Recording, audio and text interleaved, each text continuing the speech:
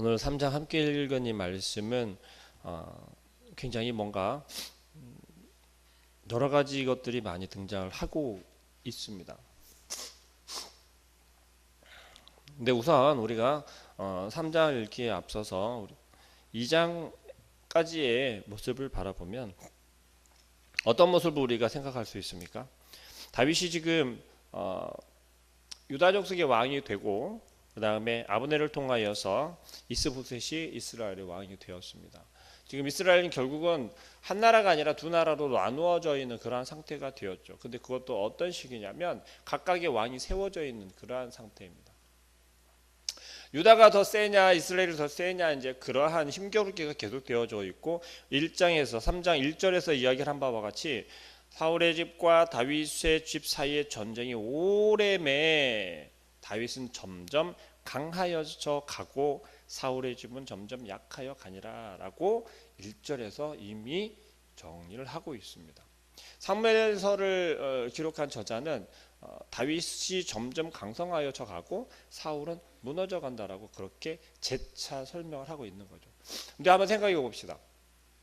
다윗이 왕이 되었습니다. 왕이 되었는데 사울은 지금 죽었습니까? 살았습니까? 사울은 이미 죽었단 말이죠. 사울이 죽었고 지금은 아브넬을 통해서 대신 그 왕이 되긴 하였지만 사울의 남아있는 아들이었던 이스보셋이 지금 왕이 되었단 말이에요. 그러면 지금 왕이 누구예요? 이스라엘의 지금 왕은 사울이 아니라 이스보셋이란 말이죠. 그럼에도 불구하고 다윗과 함께 대립해서 이야기를 하고 있는 것은 이스보셋을 이야기를 하는 것이 아니라 사울을 이야기하고 있다라는 것입니다. 그리고 또 3절에서 우리가 보는 것은 뭐냐면 다윗 한 사람을 이야기를 하고 있는 것이 아니라 다윗의 집과 사울의 집과 다윗의 집 사이에라고 이야기를 하고 있어요.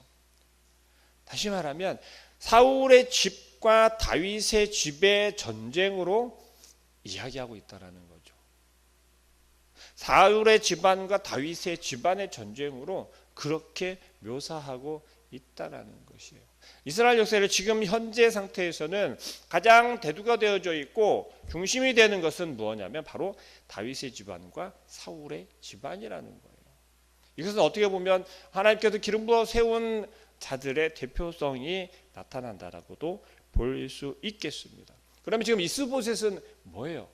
이스보셋이 현재는 왕이지 않습니까? 그런데도 지금 저자는 누구를 거론하고 있냐면 사울을 거론하고 있어요. 사울의 집안.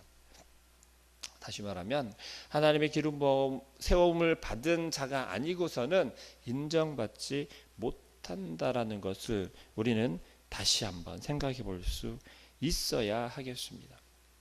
그리고 1절에서 설명 또 하는 것은 뭐냐면 다윗은 점점 강하여 가고 사울은 점점 약하여 가니라 라고 이야기를 하면서 사울의 집안은 정말 완전하게 이제는 무너져 가고 있고 회복 불능 상태로 가고 있음을 다시 한번 재차 강조하고 있는 것이죠. 그러한 가운데, 그러한 배경 가운데에서 이제 2절 말씀부터는 무엇이 나타나면 다윗의 아들들에 대해서 이야기를 하고 있어요. 자, 다윗의 아들들에 대해서 굳이 거론하고 있는 이유가 무엇일까라고 한번 2절부터 쭉 내용을 보니 무엇입니까? 다윗이 헤브론에서 아들들을 낳았으되 맏아들은 암논이라 이스라엘 여인 아히노함의 소생이고요. 둘째는 길라압이라 갈멜 사람 나발의 아내였던 아비가일의 소생이고 셋째는 압살롬 그술왕 달메의 딸 마아가의 아들이고 넷째는 아도니아라고 하는 핫깃의 아들 핫깃 다섯째는 또 스바데아라 아비달의 아들이고요. 여섯째는 이드로암이라고 다윗의 아내 에글라의 소생이니 이들은 다윗이 헤브론에서 낳은 자들이에요.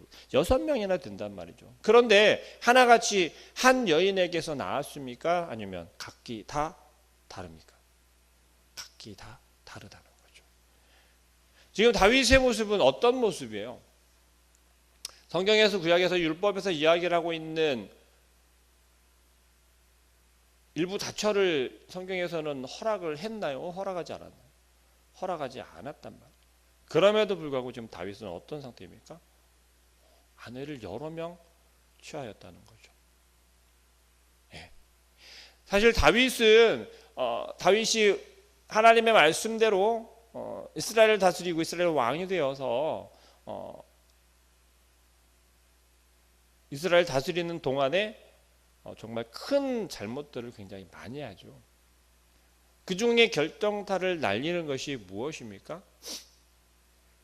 우리가 잘 알고 있는 것처럼. 그런데 오늘 본문에서 보니 2절부터 이하의 말씀에서 보니 무엇입니까? 다윗이 이러한 모습이 내재되어 있었다라는 거예요. 그런데 이것은 어찌 보면 굉장히 정치적인 모습이다라고 생각할 수도 있겠습니다. 왜요? 우리가 알고 있는 이후에 나중에 나오는 왕 중에 나라를 잘 다스리기 위해서 주변국과 이렇게 협정을 맺어서 평화 협정을 맺어서 전쟁이 없이 평화롭게 나라를 다스리고 이끌어가기 위해서 정략 결혼이라는 것을 하지 않습니까? 그런데 사실 오늘 본문에 나타나는 것은 아마 그러한 성향을 띠는 것이 훨씬 더 크다라고 볼 수가 있겠어요. 왜냐하면 지금 유다라고 하는 족속은 그렇게 썩 큰 민족은 아니었다라는 거죠. 큰 족속은 아니었다라는 것이죠. 그러면 그 가운데서 전쟁을 멀리하고 사사로운 전쟁을 하지 아니하고 평화를 유지하면서 지켜나갈 수 있었던 것은 지금 다윗이 보여주는 것처럼 주변국과의 정략 결혼을 통해서 전쟁을 하지 아니하고 형제를 맺어가는 것이 이건 정치적으로 전쟁을 치르지 아니하면서 건강하게 그 나라를 족속을 유지해 나아가는 것이었다라는 거죠. 이것은 어느 정도 우리나라도 삼국시대 때도 그랬고 역사적으로도 나타나는 그러한 모습이었기 때문에 왕의 신분에 있으면서 왕의 위치에 있으면서 이거는 생각해 볼 수 있는 그러한 사람들이었다라고 하는 것입니다. 하지만 다윗은 어떤 사람이었습니까? 다윗은 기도하는 사람이었고 철저하게 하나님을 신뢰하는 사람이었어요. 하나님께 묻고 하나님의 방법을 찾는 그러한 사람이었다라는 거죠. 그렇지만 2절에서부터 5절까지 나오는 다윗의 모습은 이거는 굉장히 정치적인 모습으로만 보여주고 있고 특히 많은 이방 여인들을 아내로 취했을 때 생겨나는 문제는 단지 아내를 많이 얻었다라고 하는 그 문제만이 나타나는 것이 아니라는 거죠. 나중에 솔로몬도 그렇게 변해버렸지만 이방 여인들을 아내로 취할 때 무엇까지 같이 취하게 되는 것입니까? 그 이방 여인들이 자기 나라에서 섬기고 따르고 믿었던 그 신을 함께 유입하게 되어진다라는 것이죠. 그렇기 때문에 오늘 2절에서부터 나타나는 다윗의 모습은 아들들을 설명하면서 표현되어지고 있는 모습은 굉장히 안타까운 모습이라 할 수 있겠습니다. 결국 다윗은 유다 족속을 유다의 왕이 되어서 그 나라를 다스리면서 그 족속을 다스리면서 주변국을 의식하지 않을 수가 없었다라는 거죠. 매번 계속해서 전쟁을 치를 수는 없었다라는 것입니다. 결국 이스보셋이 왕으로 세워져 있는 이스라엘은 지금 어떤 상태로 되어 있겠습니까? 다윗을 그저 가만히 내버려 두고 있지는 않을 거 아니에요. 벌써 2장에서 전초전을 치르지 않았습니까? 그러면 아주 큰 전쟁을 준비하거나 호시탐탐 노리고 있다는 거, 기회를 엿보고 있을 것이라는 거죠. 그러한 상황 가운데서 다윗은 아마 선택할 여지가 없었을 거다라 여겨지는 것입니다. 6절 말씀부터는 이제 다시 배경이 전환이 되면서 어느 이야기를 하고 있냐면 아브넬과 드디어 이스보셋을 이야기하고 있습니다. 6절 말씀, 사울의 집과 다윗의 집 사이에 전쟁이 있는 동안에 아브넬이 사울의 집에서 점점 권세를 잡으니라. 자, 아브넬이 지금 이스보셋을 통하여서 어떻게 하고 있는 상황이었다고 했습니까? 거의 치정 수준에 있다고 하지 않았습니까?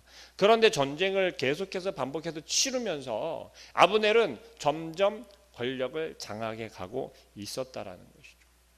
이스보셋이 왕으로 있었지만 실질적으로 왕의 권세와 그 영향력을 끼치려고 있는 것은 이스보셋이 아니라 아브넬이었다는 것입니다.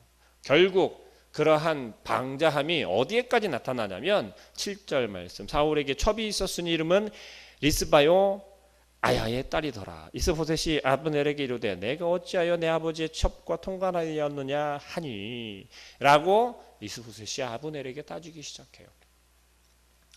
성경에서는 정확하게 아브넬이 이 리스바를 정말 범했는지 안 했는지는 명확하게 설명하고 있지 않아요. 단지 오늘 본문에서 거론되어져 있는 이 이야기를 통해서 이스보셋이 아브넬을 향해서 따지고 있는 이 장면을 통해서 미루어 짐작한다라는 것이죠. 그런데 학자들이나 여러 명이 생각하는 것은 아마도 이스보셋의 말처럼 아브넬은 리스바를 범했을 거다라는 쪽의 의견이 조금 더 큽니다. 왜냐하면 그것을 통해서 이스보셋과 아브넬의 사이가 깨어지기 때문에 그렇습니다. 그리고 8절 말씀에서도 그렇게 이야기하죠. 아브넬의 이스보셋의 말을 매우 분하게 여겨 이르되 내가 유다의 개머리냐, 내가 오늘 당신의 아버지 사울의 집과 그의 형제와 그 친구의 은혜를 베풀어 당신을 다윗의 손에 내주지 아니하였거늘 당신이 오늘 이 여인에게 관한 허물을 내게 돌리는도다.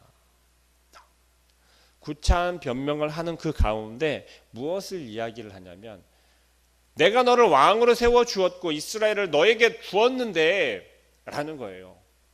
아브넬은 지금 이스보셋이 이스라엘의 왕이 된 것은 아브넬 자기 자신이 만들어 주었고 이스라엘 나라를 아브넬에게 이스보셋에게 주었다라는 거예요.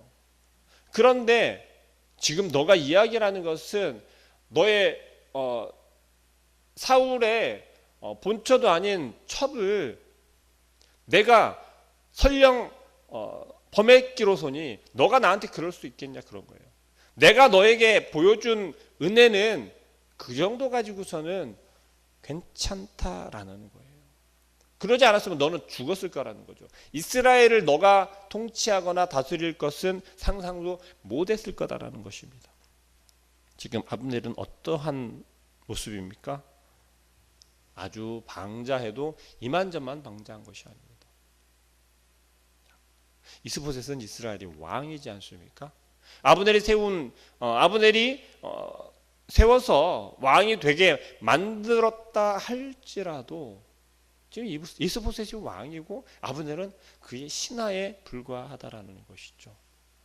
그럼에도 그 선을 넘어서고 있고 아브넬은 자기가 왕인 것처럼 지금 행동하고 있다라는 것입니다.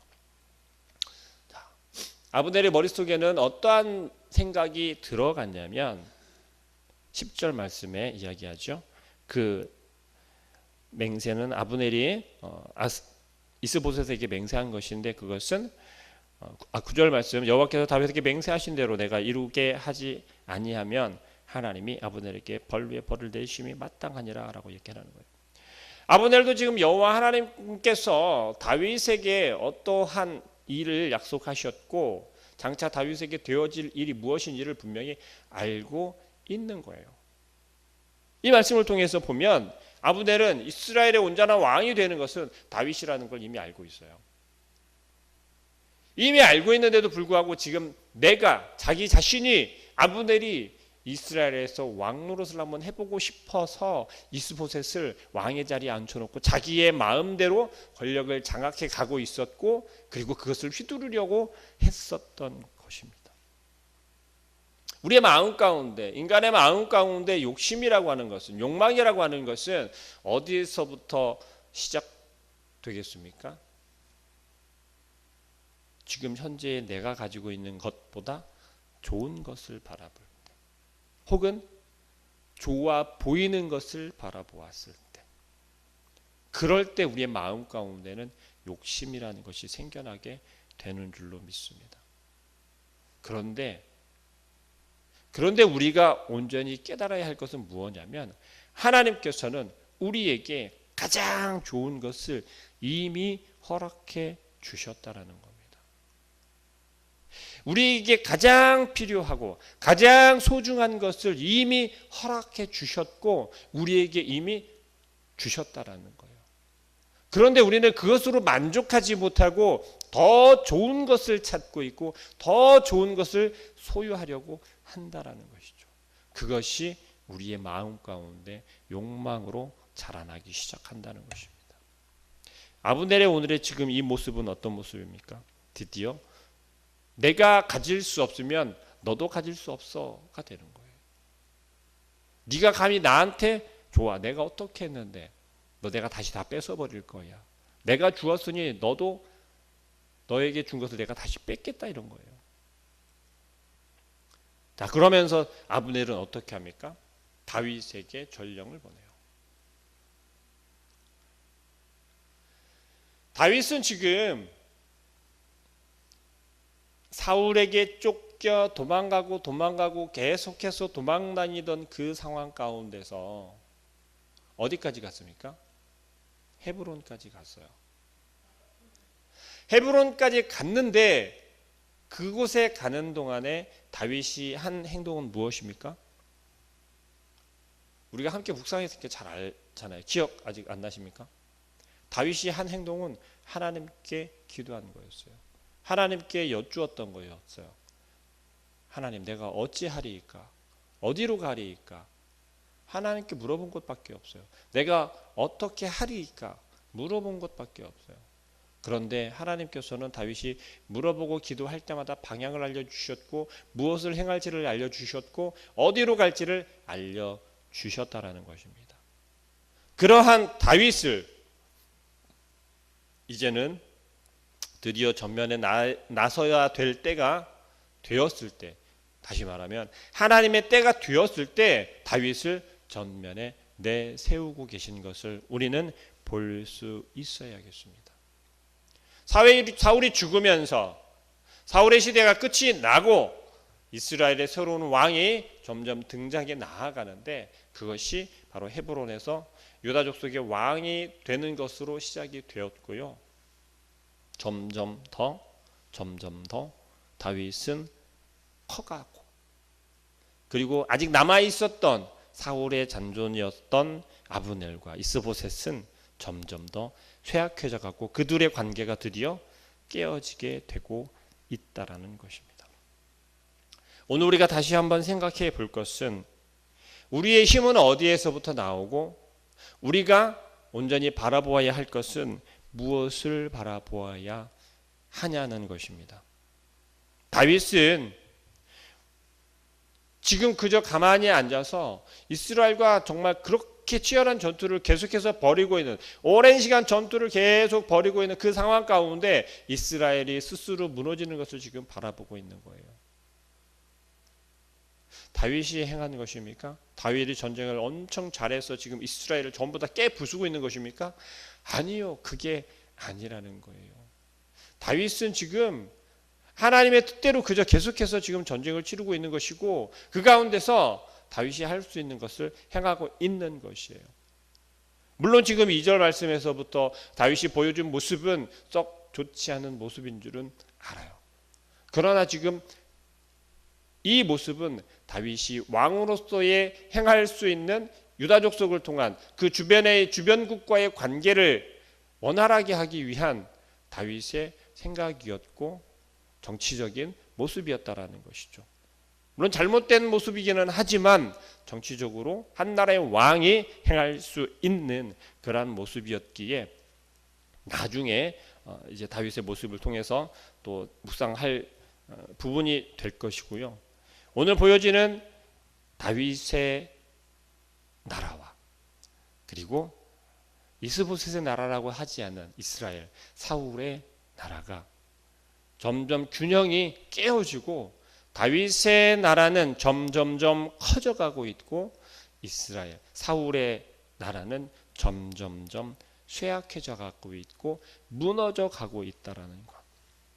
그것을 우리가 볼 수 있어야 하겠습니다. 우리에게 힘이 되시는 분은 오직 하나님이십니다. 또 우리가 하루를 살아갈 수 있는 능력을 주시는 분도 오직 하나님 뿐이신 줄을 믿으시길 바랍니다. 연약하고 쇠약했던 것을 들어서 강하게 해주시고 튼튼하게 해주시고 사용하시는 분도 하나님이시고요.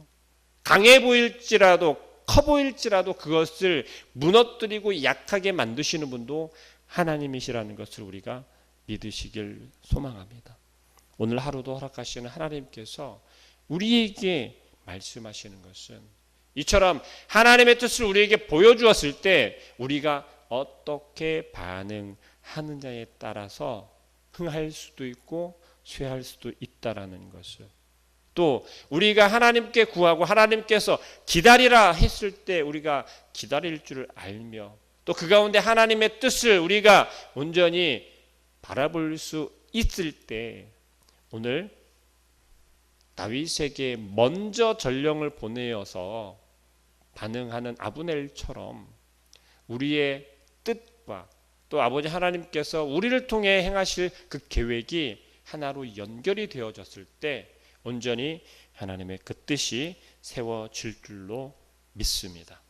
오늘 하루도 그러한 하나님을 신뢰하면서 하나님 오늘도 나와 함께하여 주옵소서. 오늘도 나에게 말씀하여 주시고 그 아버지 하나님의 뜻이 오늘 하루의 삶 속에서 온전히 부족한 나지만 연약한 나지만 나를 통하여서 우리를 통하여서 드러나게 하여 주옵소서라고 기도하며 오늘 하루도 살아가시길 소망합니다.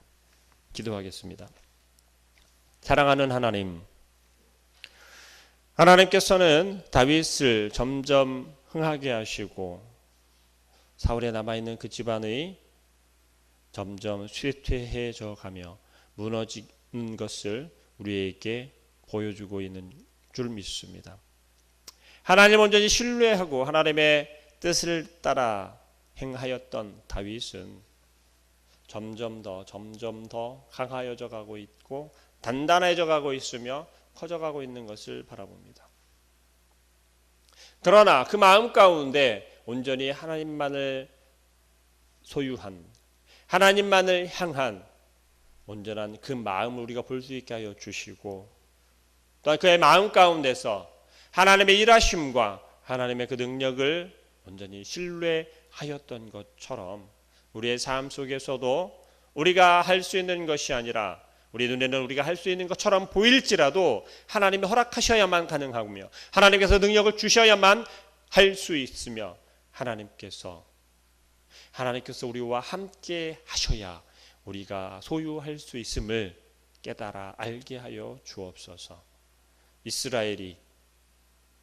이스보셋이 아브넬이 점점 무너져가고 있고 또한 그들의 관계가 신뢰를 잃어가는 모습을 바라보며 우리의 삶 속에서 우리가 서로 동역하는 그들과 혹은 우리의 가족들과 우리의 이웃들과의 관계가 무엇 때문에 깨지는지를 무너지는지를 우리가 바라보게 하여 주옵소서.